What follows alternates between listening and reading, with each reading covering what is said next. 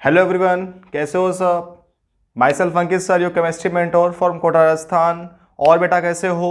देखो, हम लोग बात कर रहे थे ज्योमेट्रिकल आइसोमेरिज्म में कि कौन ज्योमेट्रिकल शो करता है कौन नहीं करता। इसमें से एक टाइप और होता है ज्योमेट्रिकल आइसोमेरिज्म का जो कि शो करता है, वो एक स्पेशल टाइप होता है।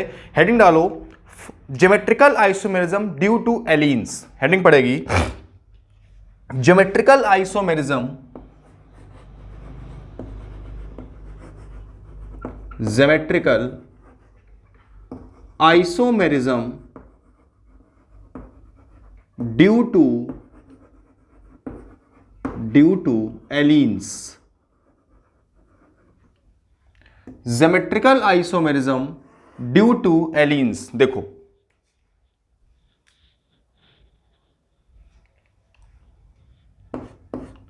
Geometrical isomerism due to allenes. बेटा एक सेकेंड बस।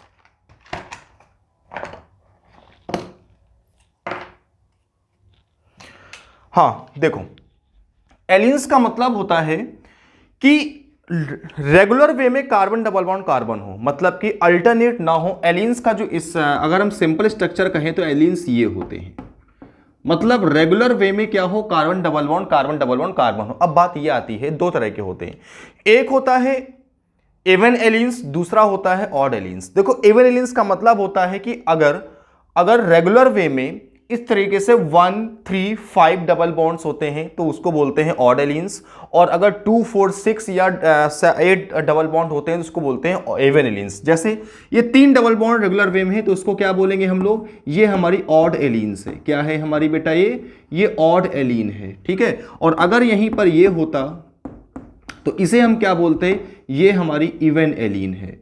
तो भाई अब बात ये आती है कि कौन शो करता है ज्योमेट्रिकल, ऑड एलीन या इवन एलीन। तो माय डियर, एक चीज हमेशा याद रखना कि odd allenes always show geometrical isomerism, लेकिन शर्त है जो टर्मिनल वाले कार्बन होंगे उनसे सेम ग्रुप नहीं होना चाहिए। मतलब एक कर्ब का एटम से, एक इंडिविजुअल कार्बन से दो same atom group of atom नहीं होना चाहिए। एग्जांपल देखो क्या होता है, carbon double bond carbon double bond carbon double bond carbon. इससे क्या लगा हुआ है, कोई दो ग्रुप लगे हैं ए और बी, इससे भी कोई ग्रुप लगे हैं दो ए और बी, ठीक है। तो एक कार्बन से दो सेम ग्रुप नहीं होना चाहिए, इसको क्या बोलेंगे हम, इसको नॉमेनक्लेचर देंगे सिस। और इसका ही ट्रांसफॉर्म क्या बनेगा बेटा, इसका ही ट्रांसफॉर्म आपका ये बनेगा ए बी, और ये क्या हो जाएगा बी ए, ये क्या हो जाएगा आपका, ये आपका हो जाएगा बेटा ट्रांस। क्लियर है। तो ये आपका क्या हो गया, ये आपका ऑड एलीन है, ये ऑड एलीन है, ये सिस फॉर्म है, ये ट्रांसफॉर्म है। क्लियर है। तो बेटा नोट लिख लो, odd allenes, write down, odd allenes will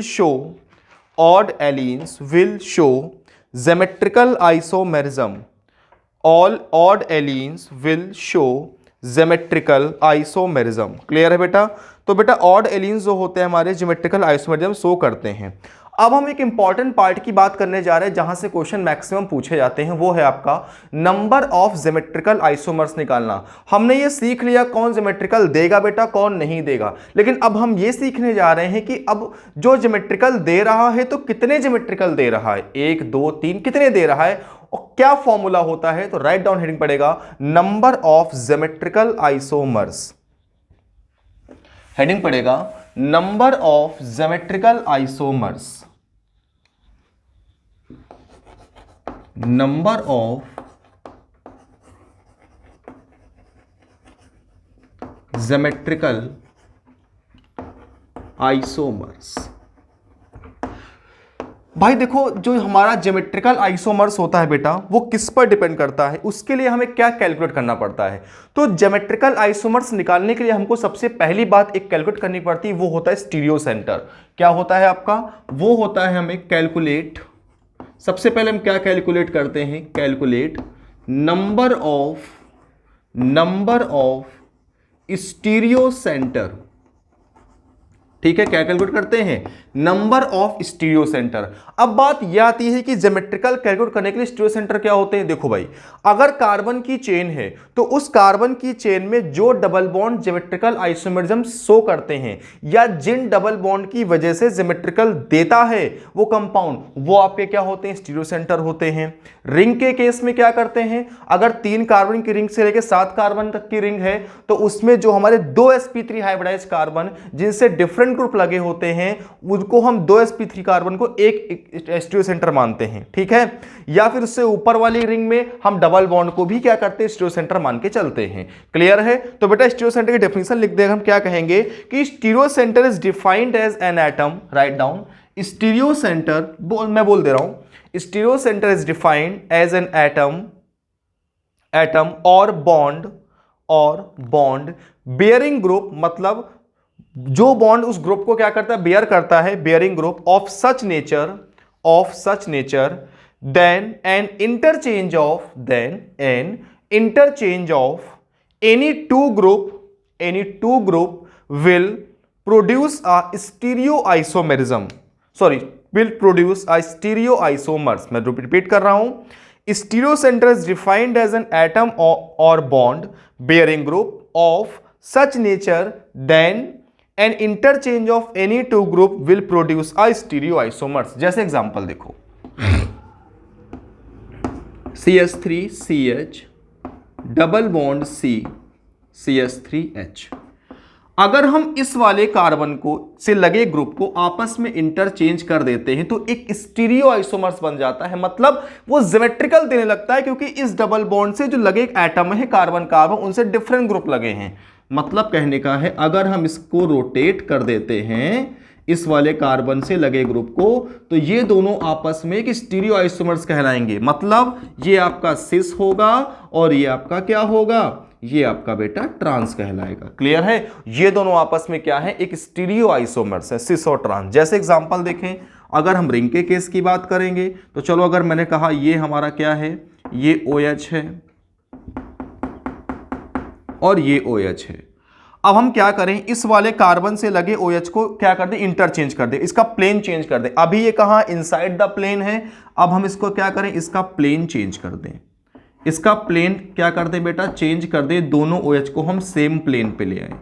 मैंने कहा था कि किसी रिंग में कैसे हम ज्योमेट्रिकल देखते हैं, उस रिंग में 2 sp3 कार्बन ढूंढो और उन दोनों sp3 कार्बन में से किसी में से इंडिविजुअल कार्बन से सेम ग्रुप नहीं होना चाहिए, बस ये ध्यान रखना। तो इस कार्बन से देखो OH है, H है और ये ग्रुप अलग लगा हुआ है। क्लियर है? तो ये क्या है बेटा? ये इसको क्या बोलेंगे? ये हमारा ट्रांस होगा और ये क्या होगा? सिस होगा, क्योंकि इसमें दोनों ग्रुप कहां हैं? सेम प्लेन पर है। दोनों ग्रुप यहां पे कहां हैं? डिफरेंट प्लेन पर हैं और ये आपस में कंबाइंड होकर क्या कहेंगे? Stereo isomers. इसका मतलब ये जो दो हमारे sp3 हाइब्रिडाइज कार्बन है इनको मिला के हम क्या बोलेंगे? वन स्टीरियो सेंटर, और इसको भी हम क्या बोलेंगे? वन स्टीरियो सेंटर बोलेंगे। ठीक है, अब बात आती है कैलकुलेट कैसे करेंगे। तो भाई इसमें केस नंबर फर्स्ट आएगा। केस नंबर फर्स्ट क्या है? देखो, केस नंबर फर्स्ट है इफ कंपाउंड्स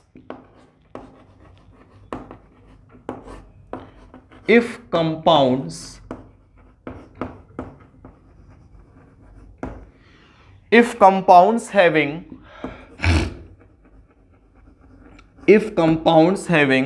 dissimilar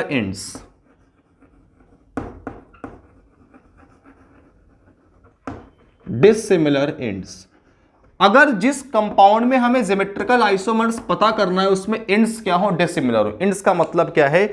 इधर वाला कार्बन से डबल बॉन्ड कार्बन से लगा ग्रुप और इधर वाले डबल बॉन्ड कार्बन से डायरेक्टली अटैच ग्रुप। हमें एंड्स में मतलब क्या देखना है कि लेफ्ट और राइट में जो डबल बॉन्डेड कार्बन से जो लगा ग्रुप है वो डिफरेंट होना चाहिए। एग्जांपल देखो, जैसे CH3 CH double bond CH single bond CH double bond CH single bond OH। तो कैसे निकालेंगे? अच्छा, ये तो फॉर्मूला मैंने बताया नहीं। तो इसका फॉर्मूला होता है number of geometrical isomers is equal to होता है 2 की पावर n। क्या होता है? 2 की पावर n। एन क्या होते हैं, नंबर ऑफ स्टीरियो सेंटर होता है। एन क्या होता है my dear, n is equal to होता है नंबर ऑफ स्टीरियो सेंटर। और भाई ज्योमेट्रिकल आइसोमर्स के केस में जो स्टीरियो सेंटर होता है किसी चेन में क्या होते हैं, वो डबल बॉन्ड होते हैं जो ज्योमेट्रिकल शो करते हैं। तो इस डबल बॉन्ड से जो लगा कौन है, CH3, और इससे कौन लगा है, OH। मतलब जो इसके एंड्स हैं वो क्या है, डिसिमिलर हैं। इसका मतलब कितने डबल बॉन्ड हैं इसमें, एक ये है और एक ये है। इसकी वजह से भी ज्योमेट्रिकल है, इसकी वजह से भी ज्योमेट्रिकल है। इसका मतलब दो स्टीरियो सेंटर है, तो इसमें आंसर क्या होगा, 2 की power 2 is equal to 4 answer आएगा। अब बात ये आती है वो चार कौन कौन से होंगे। तो भाई चार कौन कौन से होंगे, या तो दोनों सिस होंगे, या तो दोनों क्या होंगे बेटा, ट्रांस होंगे, या तो ये वाला सिस ये वाला ट्रांस होगा, और या तो ये वाला ट्रांस होगा, या तो ये वाला सिस होगा। तो ये आपके कितने आइसोमर बनेंगे, 4 आइसोमर्स बनेंगे। क्लियर है। अगला एग्जांपल देखो, CH3 CH double bond CH single bond OH। अब देखो इसमें केवल एक स्टीरियो सेंटर है, तो आंसर 2 की पावर 1 इज इक्वल टू क्या होगा, 2 होगा। वो 2 कौन से होंगे, एक आपका सिस होगा और एक आपका क्या बनेगा, ट्रांस बनेगा। बेटा मेरी बात क्लियर है आपको। अब हम इसमें केस नंबर 2 की बात करते हैं। अब इसमें केस नंबर 2 की बात करते हैं। केस नंबर 2 में क्या है, अगर कंपाउंड्स के जो एंड्स हैं वो सिमिलर हों, क्या बोलोगे, इफ compounds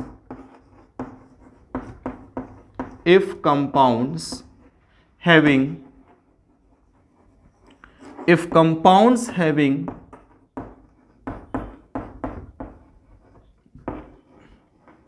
सिमिलर एंड्स, अगर कंपाउंड्स के जो एंड्स हैं वो सिमिलर हैं तो क्या होगा, जल्दी से नोट करो, एक मिनट।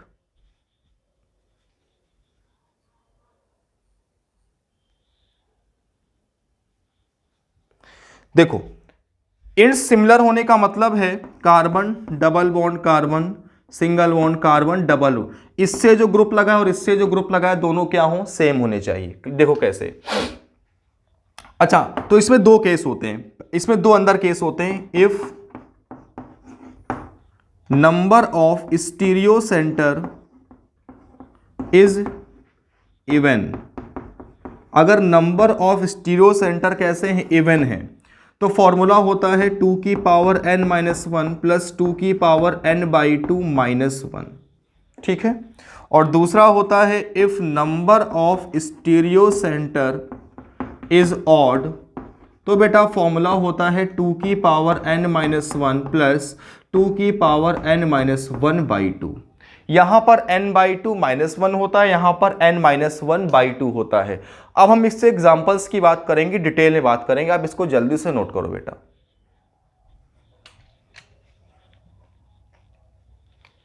देखो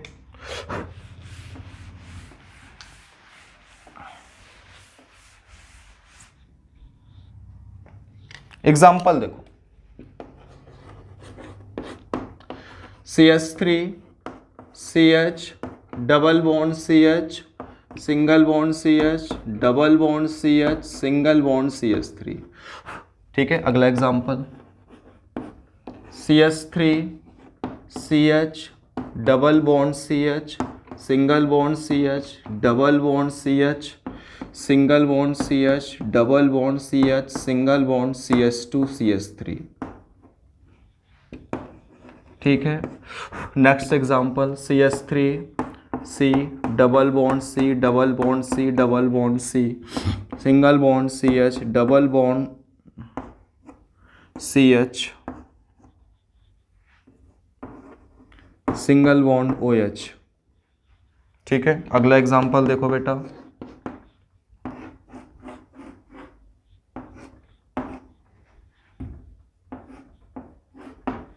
ठीक है। नेक्स्ट एग्जांपल,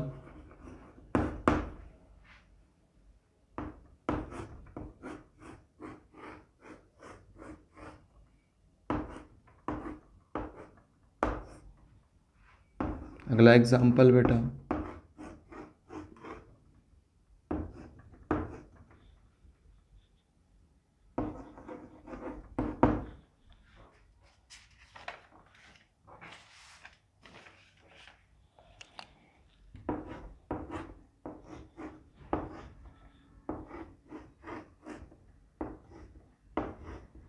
देखो ये एग्जांपल्स हैं, आपको बताना है इनमें ज्योमेट्रिकल कौन कितने होंगे और कौन कौन से होंगे। ठीक है, जल्दी से करो बेटा।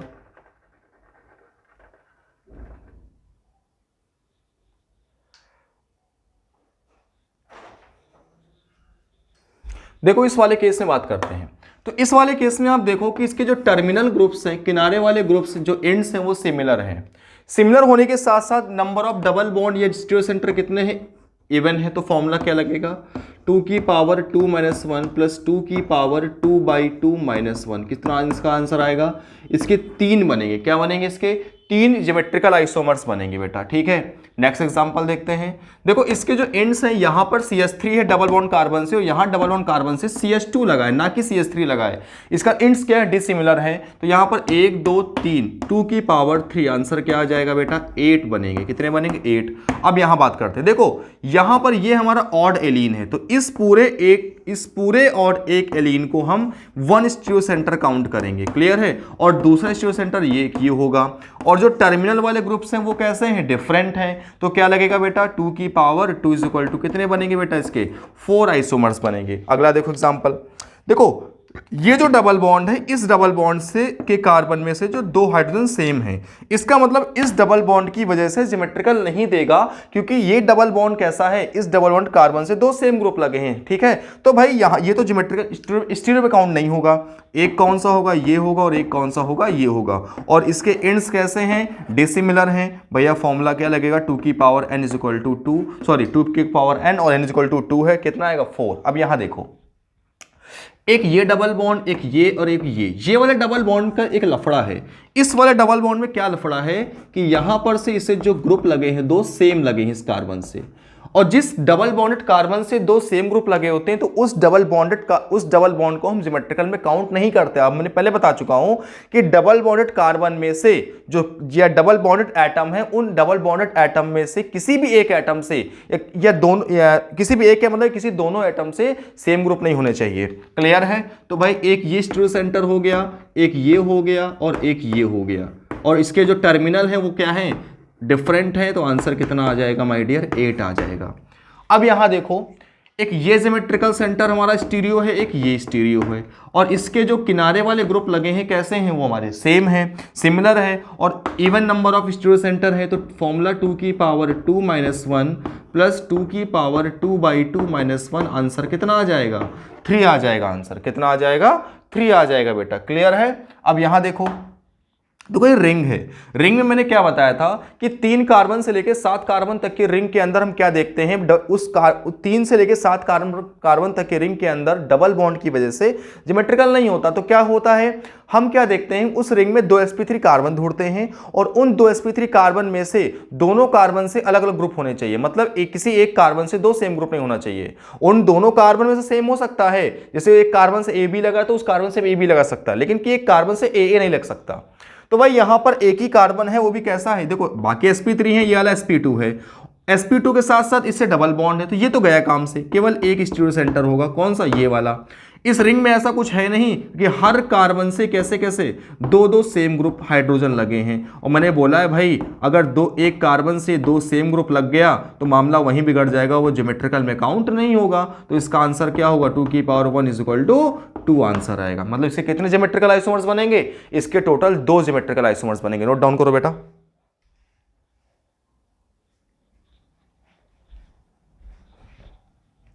आगे बात करते हैं इसमें।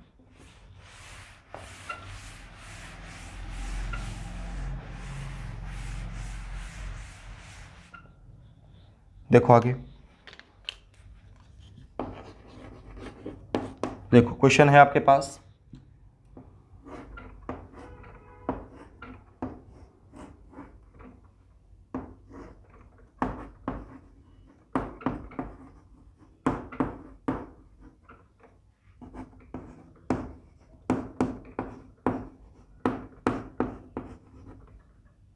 आपको बताना है number of symmetrical isomers. Clear.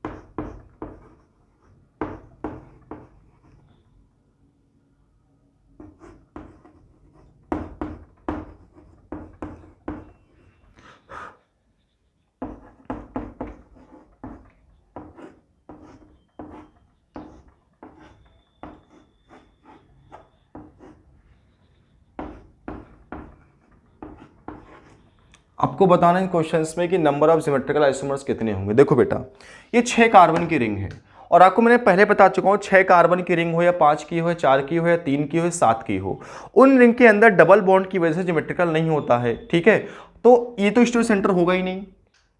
अब बात करते हैं इनकी, तो भाई एक ये sp3 हाइब्रिडाइज्ड कार्बन और एक ये वाला, दो sp3 हाइब्रिडाइज्ड कार्बन है, इन दोनों से चारों ग्रुप डिफरेंट है। देख लो भाई, इस कार्बन से ये अलग ग्रुप है, हाइड्रोजन अलग, ये अलग ग्रुप, ये अलग ग्रुप, ऐसे यहां पर इस कार्बन से हाइड्रोजन, ये अलग ग्रुप। तो भाई इन दोनों स्टीरियो सेंटर को मान के एक स्टीरियो सेंटर, दो sp3 कार्बन को हम एक स्टीरियो सेंटर मानेंगे। क्लियर? तो इसके बाद ये वाला डबल बॉन्ड भी ज्योमेट्रिकल देगा और ये वाला डबल बॉन्ड ज्योमेट्रिकल देगा। तो इसमें कितने स्टीरियो सेंटर हो गए? 3 स्टीरियो सेंटर हुए। तो कितना आएगा आंसर? 2 की पावर 3 इज इक्वल टू कितने बनेंगे? इसमें 8 ज्योमेट्रिकल आइसोमर्स बनेंगे। ऐसे यहां देखो आप, इन दोनों sp3 हाइब्रिडाइज्ड कार्बन से अलग अलग ग्रुप लगे हैं, तो मतलब एक स्टीरियो सेंटर तो यही हो गया, दूसरा आपका ये हुआ, तीसरा आपका ये हुआ और चौथा आपका ये हुआ कार्बन डबल बॉन्ड नाइट्रोजन वाला केस। तो 1 2 3 4 आंसर क्या आएगा? 2 की power 4 is equal to 16 geometrical isomers form होंगे। यहां देखो कि टर्मिनल वाले कार्बन से, डबल बॉन्ड कार्बन से सेम ग्रुप लगा है और यहां पर even number of geometrical centre या स्टीरियो सेंटर है, तो फॉर्मूला होगा 2 की पावर 2 माइनस 1 प्लस 2 की पावर 2 बाई 2 माइनस 1। आंसर कितना आ जाएगा बेटा? यहां पर आंसर आएगा 3। देखो ये वाला, ये जो हमारी रिंग है ये 10 कार्बन की है, तो इस आपको मैंने बोला था 7 कार्बन के ऊपर के रिंग में डबल बॉन्ड की वजह से भी ज्योमेट्रिकल होता है। तो एक ज्योमेट्रिकल सेंटर तो आपका ये डबल बॉन्ड वाला हो गया, दूसरा आपका एक 2 sp3 कार्बन को हमने एक माना, तो दूसरा तो ये हो गया, तीसरा आपका ये हुआ और चौथा आपका ये हुआ। तो आंसर क्या होगा? 2 की power 4 is equal to 16 isomers होंगे। ऐसे ही यहां पे होगा, एक स्टीरियो सेंटर तो आपका डबल बॉन्ड होगा और दूसरा कौन सा होगा? इन दोनों को हमने एक मान लिया, ये डबल बॉन्ड नहीं है, ठीक है, तो एक ये स्टीरियो सेंटर हो गया। तो 2 की पावर 2 इज इक्वल टू कितना हो गया? 4 ज्योमेट्रिकल आइसोमर्स क्या होंगे? इसमें फॉर्म होंगे। ये अच्छे लेवल के क्वेश्चन आपको मैं करा रहा हूं, एक अच्छा लेवल है और भी आगे प्रैक्टिस कराने जा रहा हूं, आप इसको नोट डाउन करो।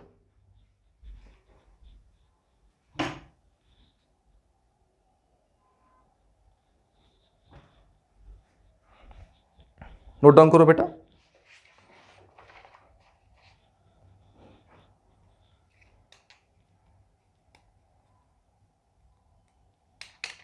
चलो और क्वेश्चंस करते हैं। अब कुछ रिंग में ट्रिक्स बताऊंगा आपको कि कैसे, अगर रिंग से कई सारे ग्रुप्स लगे हों तो एक ट्रिक होती है कैसे निकालते हैं ज्योमेट्रिकल आइसोमर्स। मैं आपको बताता हूं एग्जांपल से।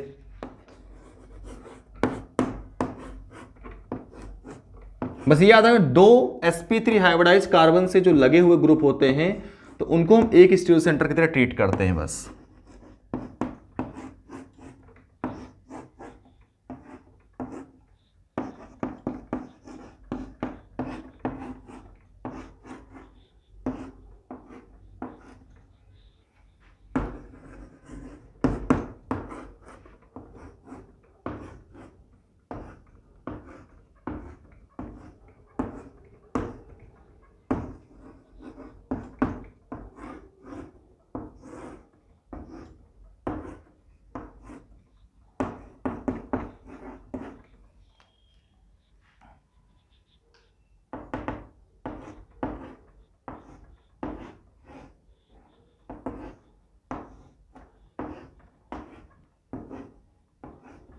देखो मैं आपको क्लियर बता दूं, एक चीज याद रखना, हम हमेशा रिंग में 2-2 sp3 कार्बन का एक पेयर लेते हैं, 2 sp3 कार्बन को एक पेयर मानते हैं।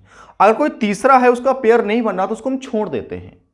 समझ गए? देखो कैसे, जैसे यहां पर एक पेयर बन रहा है, 2 sp3 कार्बन को एक स्टीरियो सेंटर मानेंगे, इसका आंसर क्या होगा? 2 की power 1 is equal to 2 isomers बनेंगे ज्योमेट्रिकल। यहां भी ऐसे ही होगा, 2 sp3 कार्बन को एक पेयर मानते हैं, 2 की पावर 1 इज इक्वल टू 2, मतलब 2 sp3 कार्बन जिनसे डिफरेंट ग्रुप्स लगे हों उनको हम एक स्टीरियो सेंटर मानते हैं। अगर कोई तीसरा है उसके साथ चौथा नहीं लगा है तो उसको छोड़ देते हैं। जैसे देखो अब यहां पर क्या है, इसको और इसको तो आपने एक स्टीरियो सेंटर मान लिया, लेकिन इसका कोई साथी नहीं है तो इसको आप छोड़ दो। अभी भी इसके कितने बनेंगे? 2 ही बनेंगे। क्लियर? ऐसे यहां पे देखो, यहां पर इन दो को एक आपने मान लिया, इन दो को आपने एक मान लिया और इन दो को आपने एक मान, तो कितने स्टीरियोसेंटर? 3 हो गए। तो 2 की power 3 is equal to 8 geometrical isomers. यहां पर 1 और 2, इसका कोई साथी नहीं है, कोई बात नहीं, 2 की पावर 1 इज इक्वल टू 2। ऐसे यहां पे एक आपने ये पेयर लिया, एक आपने ये पेयर लिया, इसका कोई साथी नहीं है तो छोड़ दो। 2 की पावर 2 इज इक्वल टू कितने बन जाएंगे? इसके 4 ज्योमेट्रिकल आइसोमर्स बनेंगे। कितने बनेंगे बेटा? इसके 4 ज्योमेट्रिकल आइसोमर्स बनेंगे। नोट डाउन करो। अब हम इसमें लास्ट की बात करने जा रहे हैं फिजिकल प्रॉपर्टीज की, कि ज्योमेट्रिकल आइसोमर्स की क्या क्या फिजिकल प्रॉपर्टीज होती हैं। हेडिंग पड़ेगा geometrical isomer, physical properties of geometrical isomerism. Physical properties of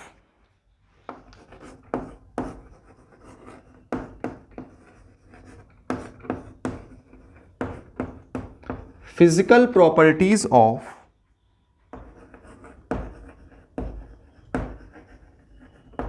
geometrical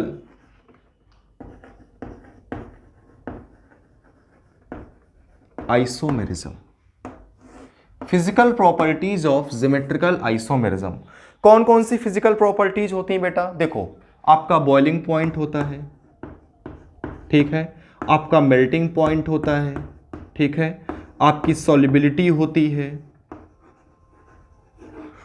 ठीक है, क्या फिजिकल प्रॉपर्टीज हो गया, मेल्टिंग पॉइंट हो गया, सॉल्युबिलिटी है, डाइपोल मूवमेंट हो गया,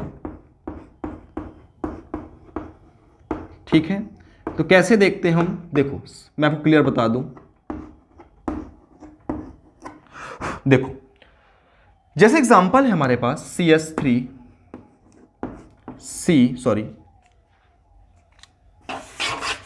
देखो Cl CH double bond single ClH, ये आपका सिस है।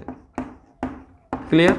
यहीं पर हम इसका ट्रांसफॉर्म ड्रॉ करें, Cl CH double bond CH और Cl, ये है।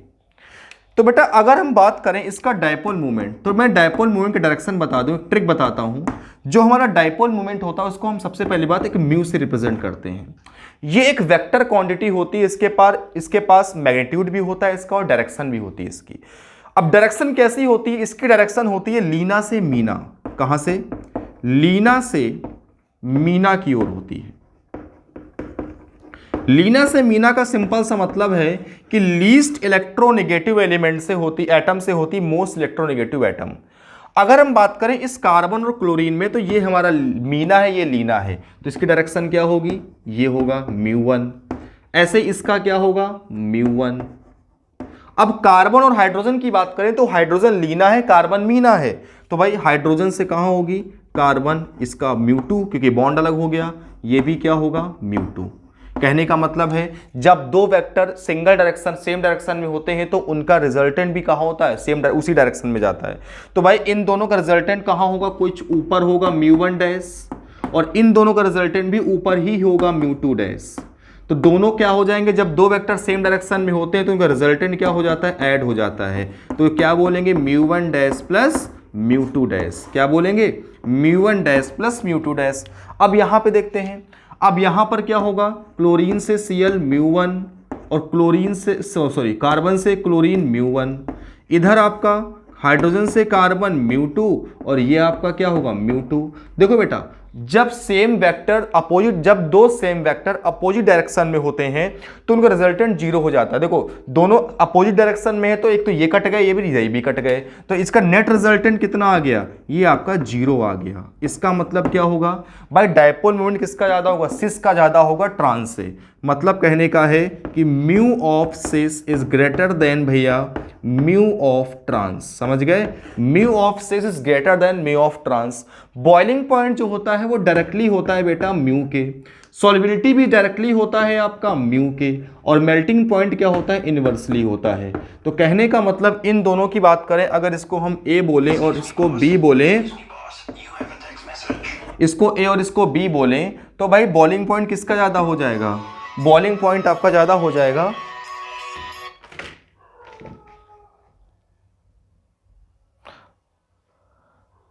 तो भाई इसका बॉइलिंग पॉइंट किससे ज्यादा होगा? बॉइलिंग पॉइंट ए का ज्यादा हो जाएगा, किससे? बी से। क्लियर है। ऐसे ही आपका मेल्टिंग पॉइंट किसका ज़्यादा होगा, मेल्टिंग पॉइंट ए का कम हो जाएगा किससे, बी से बेटा। क्लियर है, जल्दी से आप इसको नोट डाउन करो बेटा। इसी के साथ हमारा ज्योमेट्रिकल आइसोमर्स टॉपिक खत्म होगा। अब हम अगले लेक्चर में किसकी बात करेंगे, ऑप्टिकल आइसोमरिज्म की। जितने क्वेश्चंस हैं, चाहे वो जेई में आया हुआ हो, चाहे वो नीट में आया हुआ हो, आप बेधड़क तरीके से क्या करो, क्वेश्चंस को करो और प्रैक्टिस करो। जो नहीं आए मैं खड़ा हूं उसके लिए आपको। हमने पहले वादा किया था, मिल के मेहनत करेंगे, मिल के सक्सेस गेन करेंगे। ओके बेटा, थैंक यू, गुड लक।